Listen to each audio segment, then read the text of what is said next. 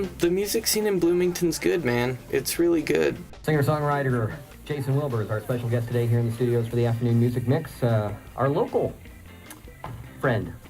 Local, yeah. I wasn't born here in Bloomington, but I've lived here since I was in high school. I went to Bloomington High School South, and so I consider myself a townie. So many times we hear the story, I'm not from here, but I went to school here, or I got a job here. That's right. And I either left and came back, or I never left at all.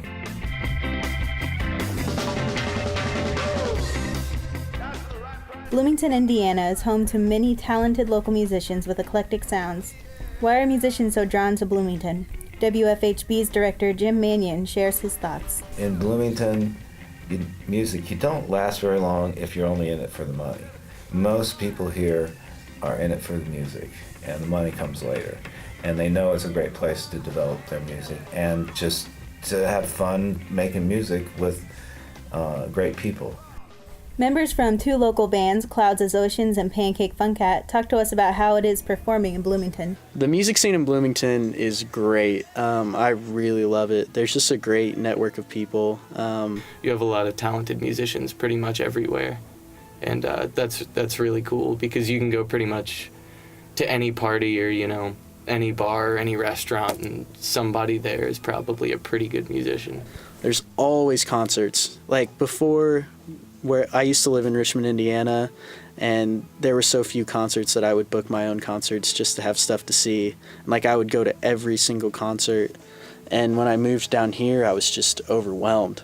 There were concerts every night, and I almost went to less concerts here because there were just so many, and I started to be really picky and choosy about it. Yeah, there are a lot of house shows down here, which is, in my opinion, in a college town, the best kind of show because everybody's there to have fun. And it's great. There's a lot of people, so many people interested in playing music and helping you with your music and stuff like that. So definitely a good scene. One of the best, I'd say.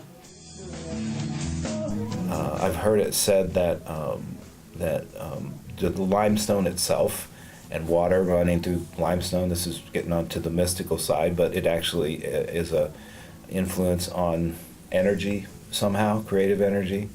I've also investigated enough to, ancient Egyptians had some sort of energy production by running water through limestone somehow.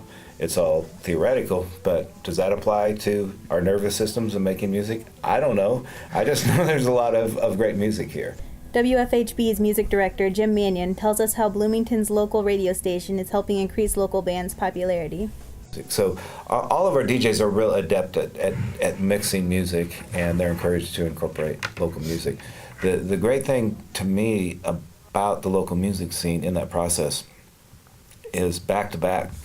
The local tracks, if you didn't know they were local, they stand up to the other stuff.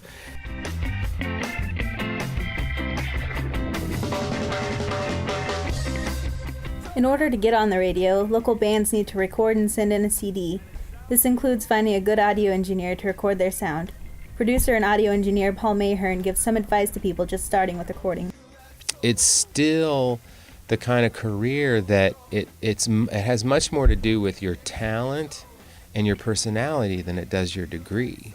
No degree in audio engineering is going to get you the job over somebody who's got an incredible reel and a great personality.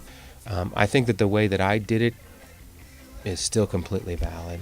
I think that get a rig, find bands that you really like, offer to record them, work really, really hard on making those recordings sound as incredible as possible, and then start passing those recordings around to people who are the next level up, try to get those gigs until eventually you're recording people who you really want to record who are incredible musicians.